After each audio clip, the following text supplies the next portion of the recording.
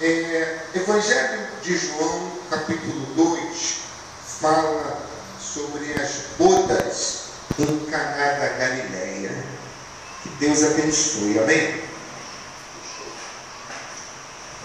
Diz assim: 3 dias depois, houve um casamento em Caná da Galileia, achando-se ali a mãe de Jesus. Jesus também foi convidado com os seus discípulos para o casamento. E aqui diz: tendo acabado o vinho, a mãe de Jesus lhe disse: eles não têm mais vinho. Mas Jesus lhe disse: mulher, que tenho eu contigo? Ainda não é chegada a minha hora. Então ela falou aos serventes: fazei tudo o que ele vos disser. Estavam ali 6 talhas de pedra que os judeus usavam para as purificações, e cada uma levava 2 ou 3 metretas. Jesus lhe disse: enchei de água as talhas, e eles as encheram totalmente. Então lhes determinou: tirai agora e levai ao mestre-sala. Eles o fizeram. Tendo o mestre-sala provado a água transformada em vinho, não sabendo de onde viera, se bem que sabiam os serventes que haviam tirado a água, chamou o noivo. E ele lhe disse: todos costumam pôr primeiro o bom vinho, e quando já beberam fartamente, servem o inferior. Tu, porém, guardaste o bom vinho até agora. Com este, deu Jesus princípio aos seus sinais em Caná da Galileia, manifestou a sua glória, e os seus discípulos creram nele. Depois disto, desceu ele para Cafarnaum, com sua mãe, seus irmãos e seus discípulos, e ficaram ali não muitos dias. Amém. Eu falava hoje de manhã, gente, no culto da manhã, o seguinte, que o cristão, para ele ser abençoado, ele tem que conhecer muito bem a palavra de Deus. E a Bíblia, gente, ela vem sempre um padrão, que é instrução, que é o ensino, vem a promessa e depois vem o cumprimento da promessa. Eu falava com as pessoas de manhã hoje que nós nunca vamos alcançar a promessa de Deus para a nossa vida, ou justamente o cumprimento dessas promessas, sem que antes venhamos a obedecer à instrução. Quer dizer, Abraão, ele só se tornou pai de uma numerosa nação, uma multidão.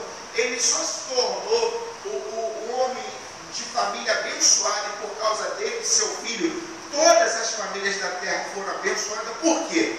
Porque a instrução de Deus primeiro foi que ele saísse da sua terra, da sua terra.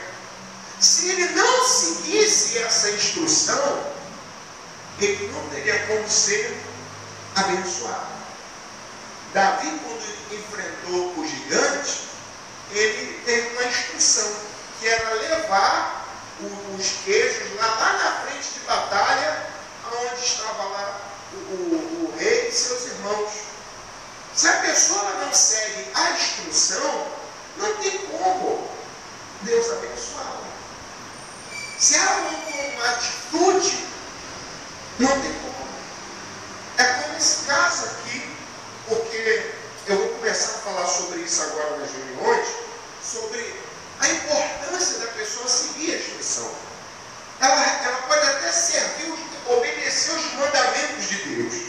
Obedecer os mandamentos de Deus vai trazer para ela vida, vai trazer para ela paz.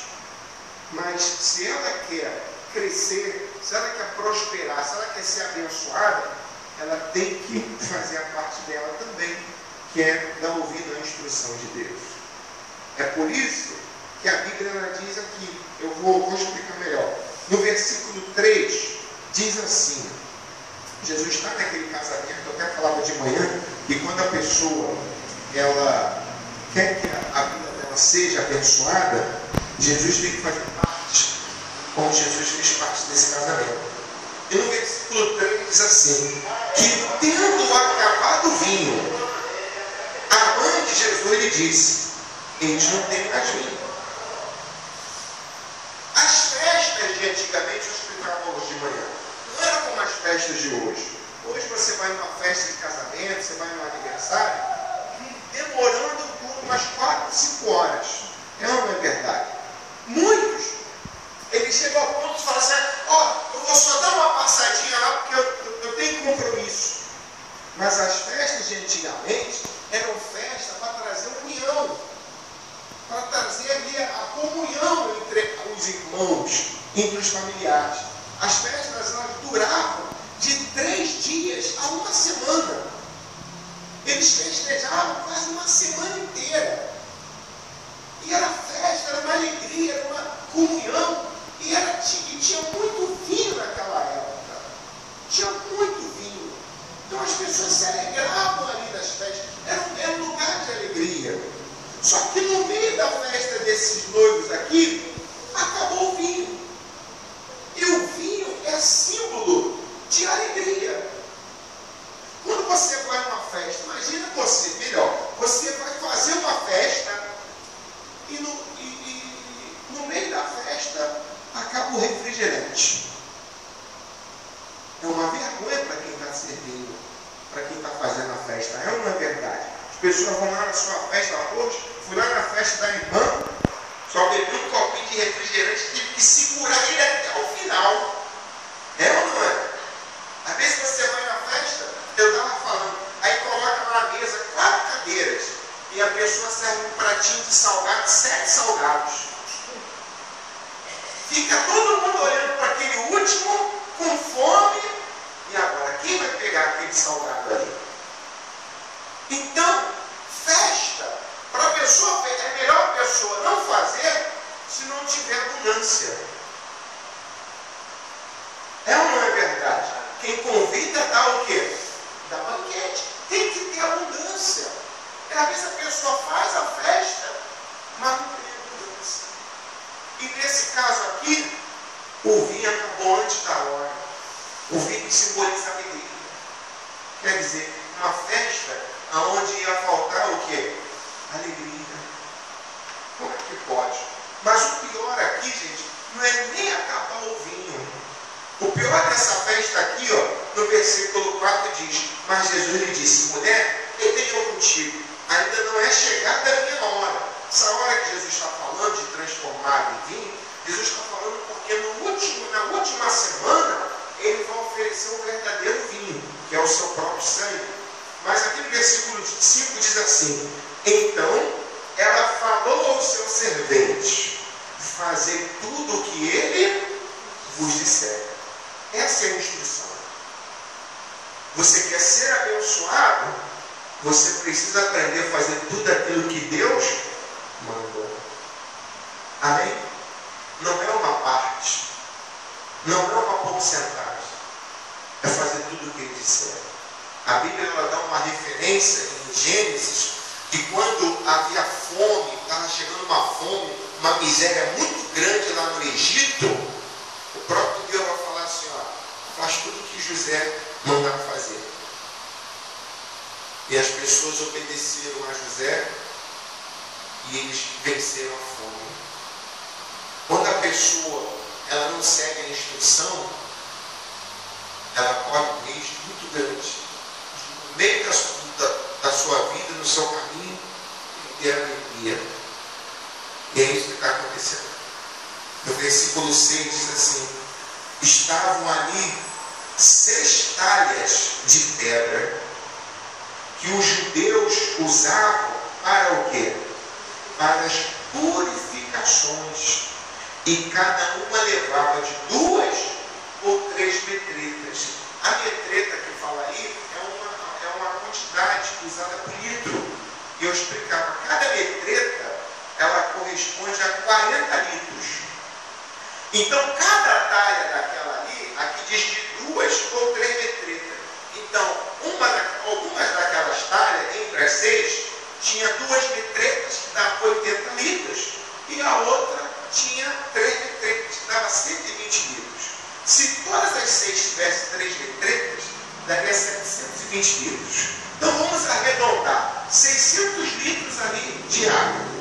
Só que aqui no versículo 6 diz: estavam ali 6 talhas. E no versículo 7, Jesus lhe disse: enchei de água as talhas.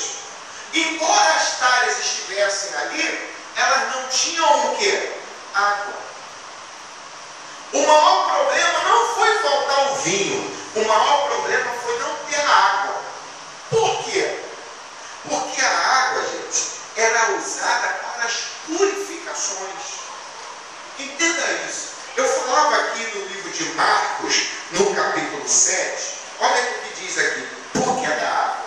Diz assim, ó, Marcos 7, se você consegue achar aí, no versículo 3, diz aqui, ó, pois os fariseus, Marcos 7, versículo 3, e todos os judeus, observando a tradição dos anciãos, não comem sem lavar cuidadosamente as mãos. Quando voltam da praça, não comem sem se aspergirem. Quer dizer, era um costume eles chegarem da rua, ter a água nas casas dos judeus, para lavar o quê? As mãos. É um costume. Lavar as mãos, lavar os pés, porque andavam na terra. Era natural, aquilo era um símbolo de purificação. Ser puro, purificar. É como hoje. Eu tenho esse costume. Quando eu chego em casa, eu tenho o costume, sempre vou lavar as mãos. Quando não lavo as mãos, eu vou direto para tomar um banho. Dependendo da necessidade, eu vou tomar um banho, chego em casa, é um costume, vou tomar um banho. Se tem algo para fazer, eu só lavo as mãos, agito que tem que agitar e vou tomar um banho. É costume. Mas eles faziam isso por causa da purificação. E a Bíblia ela diz aqui no Ezequiel 36, assim, ó, Ezequiel 36, olha o que aqui diz.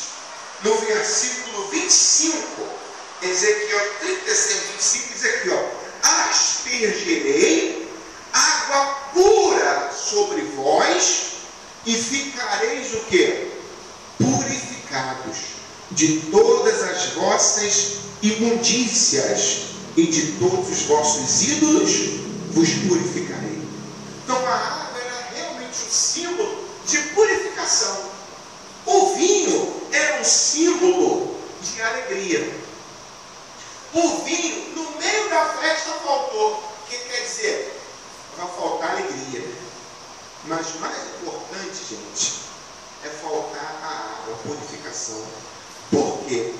Porque se a pessoa ela vive a sua vida sem que ela se purifique diante de Deus, não tem vinho suficiente que traga alegria para a sua vida. O mais importante não é o crente ter momentos de alegria, mas é o crente viver purificado. Eu estava dando um exemplo hoje de manhã. A pessoa vem para o culto e ela diz assim, eu gostei muito do louvor, o louvor me traz muita alegria. Eu gosto muito de ir na igreja, porque na igreja eu tenho lá os meus verdadeiros amigos, e lá a gente ri, se alegra, conversa. É momento é como se fosse o vinho, é alegria. Eu gosto porque eu gosto de ouvir a palavra, eu gosto da oração, aquilo me dá muita alegria. Mas de nada disso adianta o louvor, as orações, as amizades, sem que a pessoa seja purificada. Por quê? Porque o que vai fazer você e eu entrar no reino dos céus não é a alegria. O que vai fazer você e eu entrar no reino dos céus é se nós estivermos com o nosso coração puro diante de quem? Diante de Deus. Isso é o mais importante. Ninguém vai entrar no céu porque está alegre, porque está feliz. Mas todos que estiverem com o coração purificado entrarão no reino de Deus. Amém? E hoje, gente, é o que as pessoas mais priorizam. Elas priorizam o vinho do que a água. Elas priorizam a alegria. Aquela igreja lá vai ter um cantor. Aí a igreja enche. Tem um cantor. Porque vai ter um pastor fulano de tal. A igreja enche porque tem um pastor fulano de tal famoso. Mas o pastor é muito engraçado. Eu vou lá porque o pastor é muito engraçado. Aí as pessoas vão lá porque o pastor é muito engraçado. Tudo traz alegria, mas nada disso faz a pessoa entrar no reino dos céus. Mas quando ela se purifica, isso muda tudo. Hoje, eu estava falando de manhã, às vezes o crente, ele mostra alegria, mas ele não é purificado. Tem muito crente assim. Ele vem na igreja, ele sorri, ele brinca, ele se alegra, mas o coração dele está cheio de mágoa, ódio e rancor. O crente que não fala com outro crente. O crente que não olha nos olhos do outro crente. Crente que não consegue perdoar. Isso é falta de quê? Purificação. Falta purificação. E as igrejas estão cheias. Pessoas que estão chateadas. Eu falava de manhã, eu canso de atender pessoas aqui que estão nas suas igrejas, mas estão com o coração triste. As pesquisas dizem que cresceu o número de crentes que hoje tomam remédios para dormir. Crentes que estão em depressão. Como é que pode? Se Jesus é a fonte de alegria, de paz, de amor, o crente está em depressão. Como que isso acontece? Não está certo. Mas por quê? Porque falta ele ser purificado. Está faltando a purificação. Então o número que está crescendo é esse. Aí tem crente que por fora ele quer demonstrar um sorriso, mas no coração está sangrando. O coração está magoado, está cheio de cicatriz, está ruim, porque não se purificou. Esse é o maior problema. A pessoa ela pode viver com alegria por algum tempo, como nesse casamento. Por um tempo tinha um vinho, mas teve uma hora que o vinho o quê? Acabou. Tem muito crente assim. Eles estão tentando manter uma aparência de alegre. Mas vai ter uma hora que vai acabar. E não vão suportar. E quantas pessoas que se dizem de Deus, que se diziam melhor de Deus, e hoje estão afastadas da igreja? Quantas? Que você dizia, mas fulano era tão alegre, ele gostava tanto de fazer a obra, e hoje ele está afastado. Por quê? Porque o problema era o coração. O coração não é purificado. É isso que está faltando. As pessoas se purificarem. A pessoa dura até um tempo, gente. Ela dura até um tempo. Não pode ter certeza. Uma hora vai acabar aquela alegria ali. E ela vai cair. Ela vai desistir. Aquela motivação, aquele ânimo todo vai acabar. Por quê? Porque a fonte que é o coração não está bem. Nós precisamos melhorar o nosso coração. Não é a alegria mais importante, é a purificação. Até porque o cristão, uma vez purificado, ele tem a alegria permanente dentro da vida dele. Mas aquele que não está purificado, a alegria não é permanente, não. Uma hora vai acabar. Então está aqui, olha. Vamos voltar lá em João. Diz assim: fazem tudo o que ele vos disser. No versículo 8, diz aqui Versículo 7. Encheram de água as talhas, e eles a encheram totalmente. Vamos dizer, 600 litros de um novo vinho. Então eles determinou tirar agora e levar o mestre-sala. E eles o fizeram. Tendo o mestre-sala provado a água transformada em vinho, e diz aqui, não sabendo de onde era, se bem que sabiam os serventes que haviam tirado a água, chamou o noivo. O mestre-sala chamou o noivo. Era um homem que via a qualidade do vinho. No versículo 9 nós lemos aí, ó, tendo o mestre-sala provado. Eu falava hoje de manhã, não basta a pessoa apenas olhar. Não basta a pessoa na igreja apenas ouvir.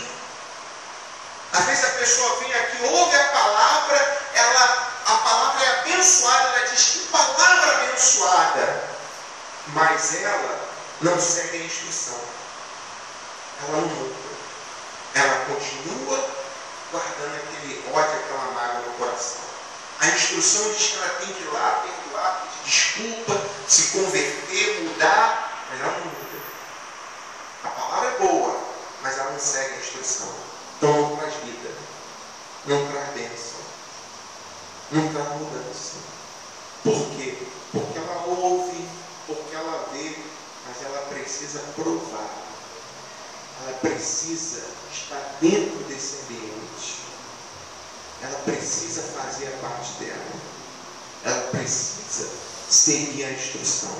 É isso que vai trazer mudança, que vai trazer bênção para a sua vida.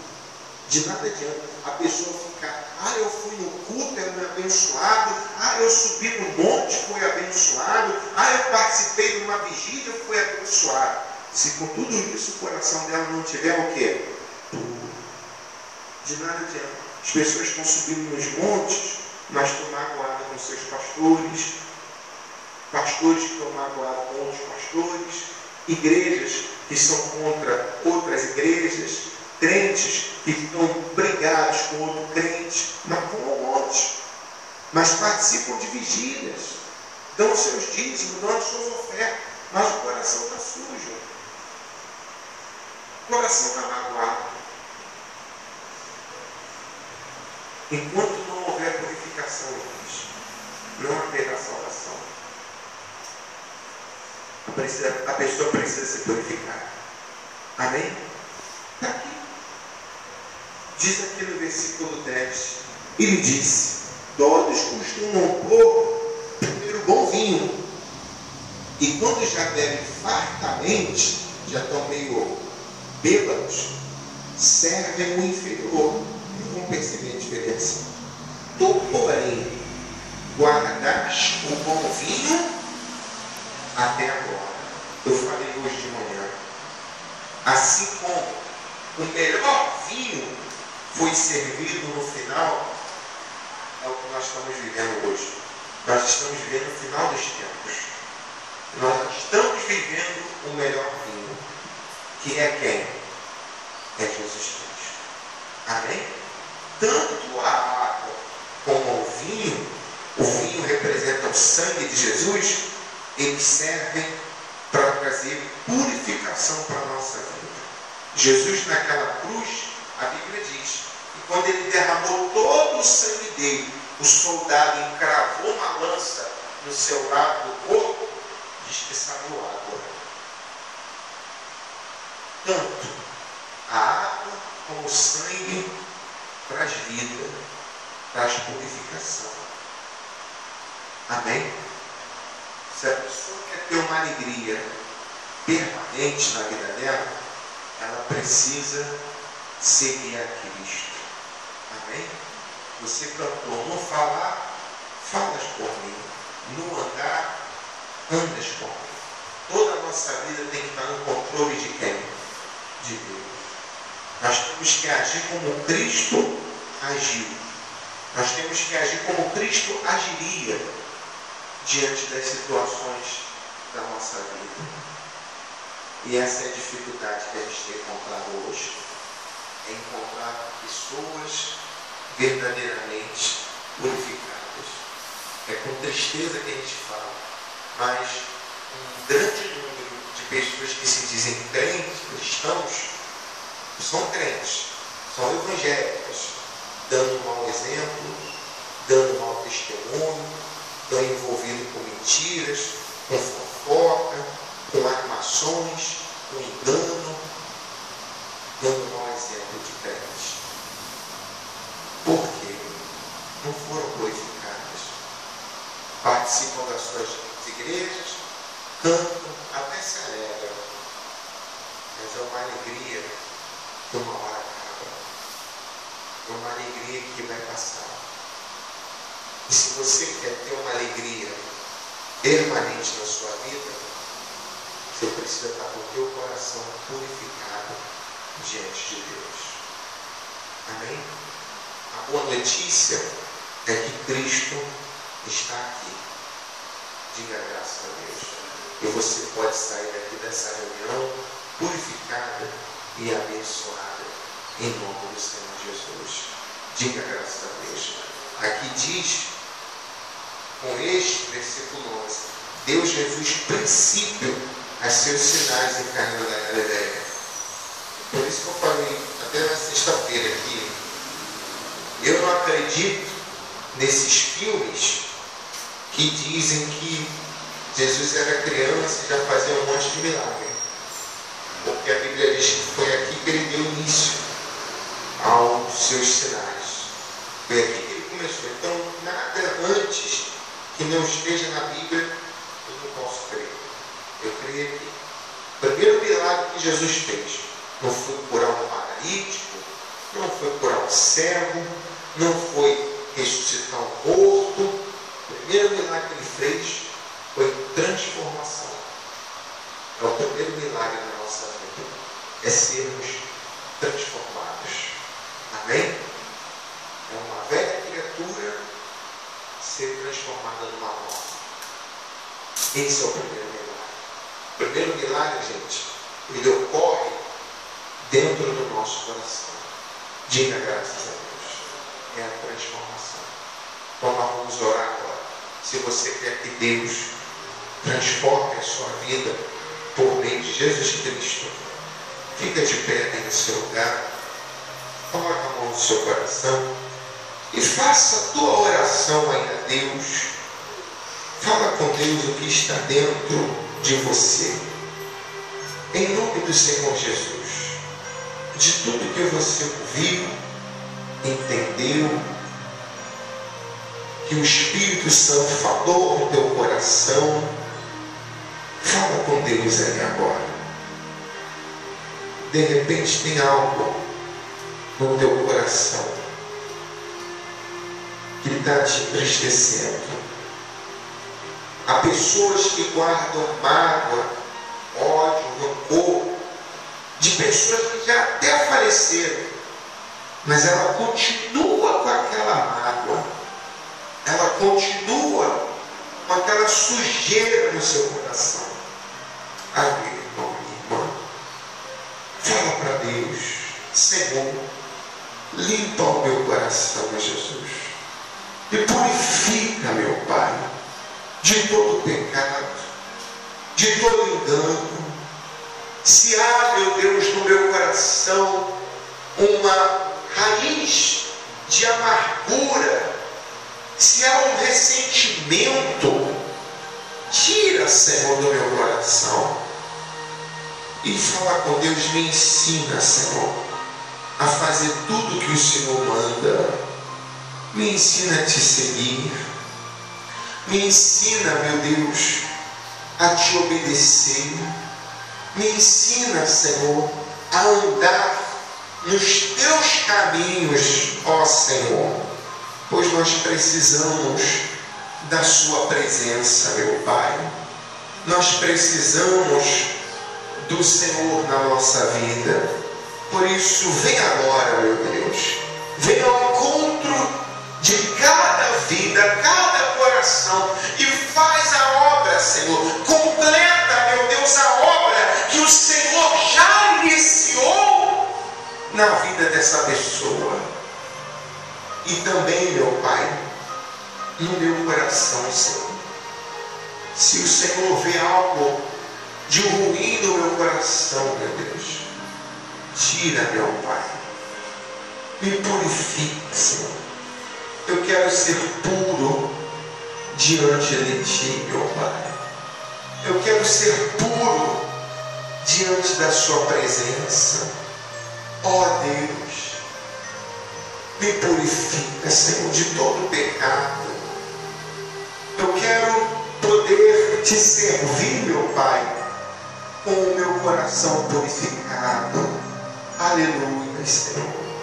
Vem, Espírito Santo, venha sobre cada um de nós. Nós precisamos tanto, Senhor, da Sua presença. Ah, meu Deus, a Tua palavra diz muito mais: o sangue de Cristo, que pelo Espírito eterno a si mesmo se ofereceu sem mácula a Deus, purificará a nossa consciência de obras mortas para servirmos ao Deus vivo.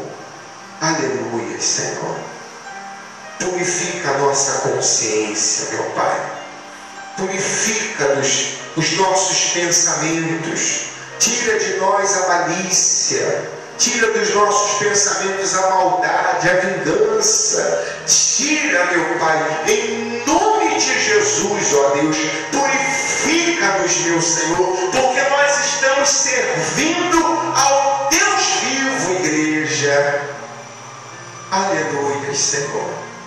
Por isso, meu Pai, eu abençoo o Teu povo, Senhor. E se essas pessoas, meu Pai, seguirem essa instrução, elas encontrarão vida e serão abençoadas por Ti. Em nome de Jesus, meu Pai, que essa igreja, meu Deus, a nação santa, seja uma igreja pura diante de Ti. É o que eu Te peço, te agradeço, em nome de Jesus. E aqueles que concordam, digam amém e digam graças a Deus. Dê suas palmas para Jesus.